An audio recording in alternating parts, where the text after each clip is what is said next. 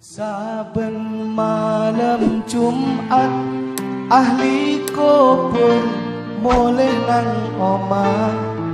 Qala Allah Ta'ala fi kitabihil aziz, ya ayyuhalladzina amanu taqullaha wa qulu qawlan sadida yuslih lakum a'malakum wa yaghfir lakum dhunubakum wa may yuti'illaha wa rasulahu faqad faza fawzan 'azima. Ma'asyiral muslimin jamaah Jum'ah rahimakumullah.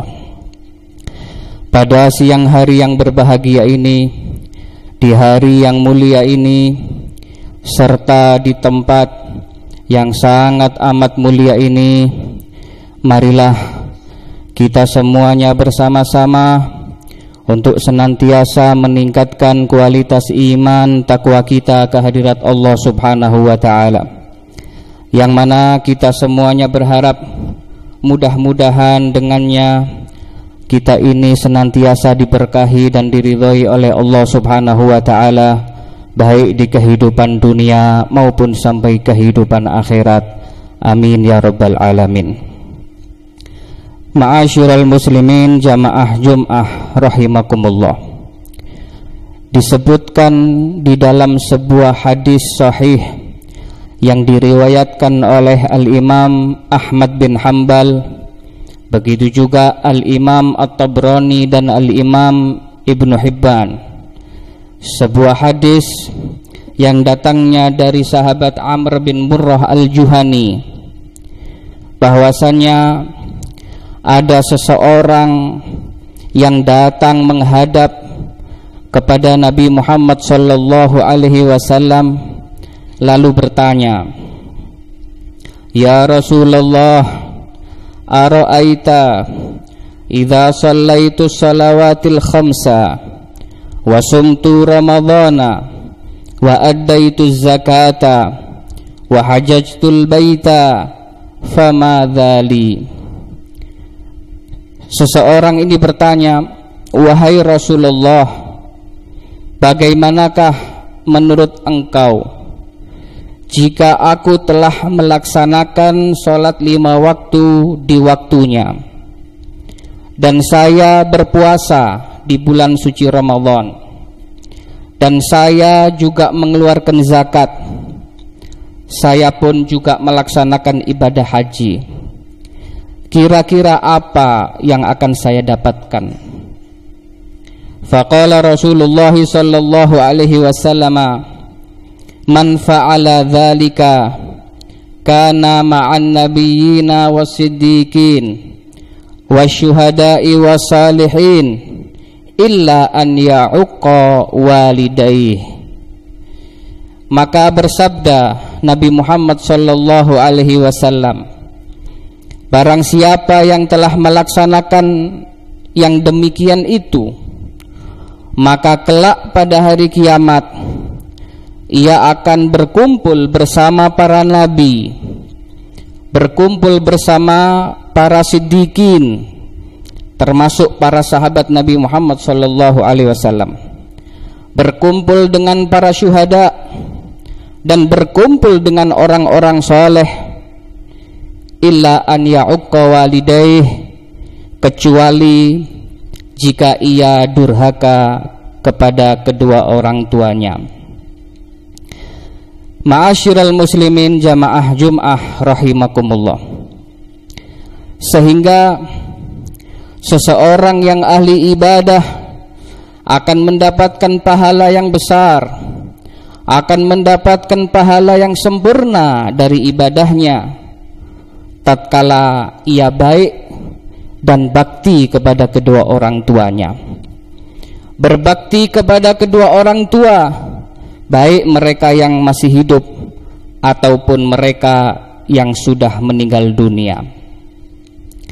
Maka dari itu sungguh rugi dan celaka bagi orang-orang yang durhaka kepada kedua orang tuanya, meskipun dia banyak beribadah kepada Allah Subhanahu wa Ta'ala.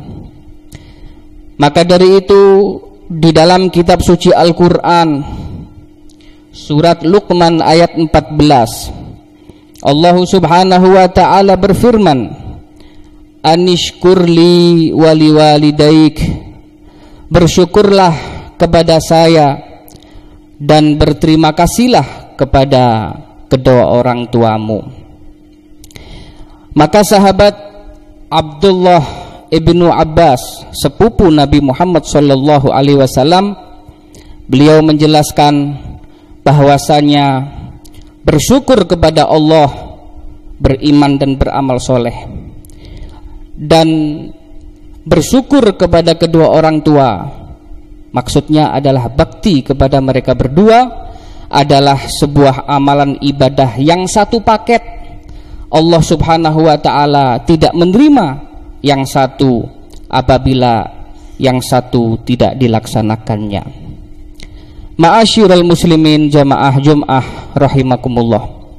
Itulah indahnya agama Allah, itulah indahnya ajaran Islam yang dibawa oleh kekasih kita Nabi besar Muhammad sallallahu alaihi wasallam. Kita sebagai umat Islam diwajibkan untuk senantiasa berbuat baik kepada siapapun, orang yang kita kenal ataupun orang yang tidak kenal, khususnya berbuat baik kepada kedua orang tua. Ma'asyiral muslimin jamaah Jum'ah rahimakumullah. Maka dari itu Al-Imam Al-Habib Salim bin Abdullah Asy-Syatiri rahimahullah wa ana ma'ahu, beliau ketika menjelaskan tentang birrul walidain, beliau meringkasnya menjadi 4 golongan. Artinya kita semua yang hadir, termasuk seluruh umat Islam yang ada di alam dunia ini, dia pasti akan termasuk satu golongan dari 4 golongan ini.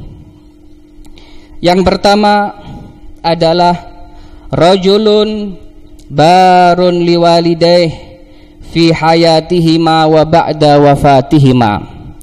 Golongan yang pertama adalah seseorang yang baik, bakti kepada kedua orang tua tatkala mereka berdua masih hidup, dan dia tetap bakti tatkala mereka berdua sudah meninggal dunia. Maka dari itu ulama menjelaskan bagaimana caranya kita berbakti kepada orang tua yang sudah meninggal dunia, yaitu dengan cara menziarahi makamnya dan mengirimkan pahala kepadanya, beristighfar, bersedekah pahalanya untuknya. Kita menunaikan janji-janjinya dan menunaikan utang-utang orang tua kita yang sudah menjadi ahli kubur. Itulah cara kita berbakti kepada orang tua tatkala mereka sudah menjadi ahli kubur, menziarahi makamnya dan mengirimkan pahala untuk mereka. Kemudian yang kedua adalah rajulun barun liwalidayh fi hayatihima la ba'da wafatihima. Golongan yang kedua adalah seseorang yang baik, bakti kepada kedua orang tuanya tatkala kedua orang tuanya masih hidup, akan tetapi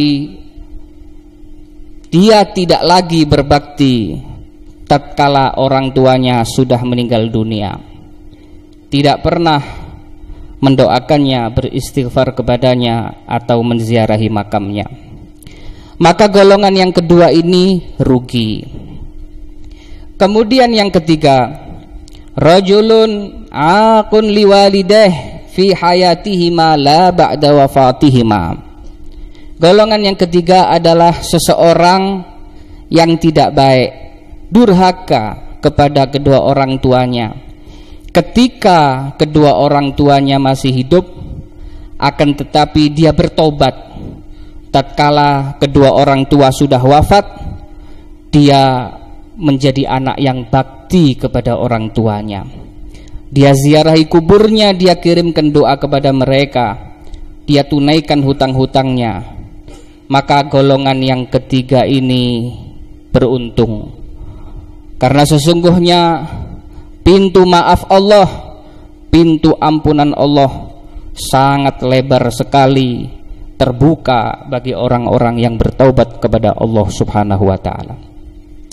Kemudian yang terakhir, yang keempat adalah rajulun akun liwalidayh fi hayatihima wa ba'da wafatihima. Golongan yang keempat adalah seseorang yang tidak baik, durhaka kepada kedua orang tuanya ketika mereka berdua masih hidup, dan dia tetap durhaka tatkala kedua orang tuanya sudah meninggal dunia. Dan golongan yang keempat ini yang paling rugi dan celaka dunia sampai akhirat. Ma'asyiral muslimin jamaah Jum'ah rahimakumullah. Maka dari empat golongan ini, yang terbaik adalah yang pertama, yaitu seseorang yang baik, bakti kepada orang tua tatkala mereka masih hidup, dan dia tetap baik, tetap bakti kepada orang tua tatkala mereka berdua sudah meninggal dunia. Maka dari itu, mudah-mudahan kita semuanya yang hadir di majelis ini, di rumah Allah yang sangat mulia ini, dan di hari yang mulia ini, mudah-mudahan kita semuanya tergolong orang-orang golongan yang pertama, orang-orang yang senantiasa berbakti kepada kedua orang tua tatkala mereka masih hidup, dan kita juga tetap bakti kepada mereka tatkala mereka semuanya sudah menjadi ahli kubur. Mudah-mudahan kita semuanya diberikan kekuatan istiqomah oleh Allah Subhanahu wa taala, diberikan kekuatan oleh Allah Subhanahu wa taala, sehingga kita bisa menjadi anak-anak yang berbakti kepada kedua orang tua, anak-anak yang diridhai oleh Allah, diridhai dan disenangi oleh kekasih kita Nabi besar Muhammad sallallahu alaihi wasallam, sehingga pada akhirnya mudah-mudahan kita semuanya akan diwafatkan dalam keadaan husnul khotimah, masuk ke dalam surga Allah tanpa dihisab bersama kekasih kita Nabi besar Muhammad sallallahu alaihi wasallam.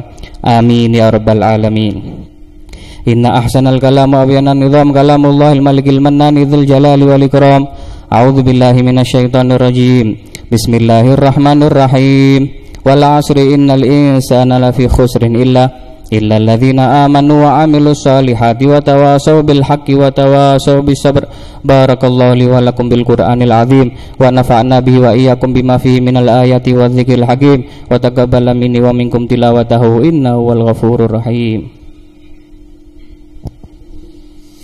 اللهم صل وسلم على سيدنا محمد وعلى آل سيدنا محمد.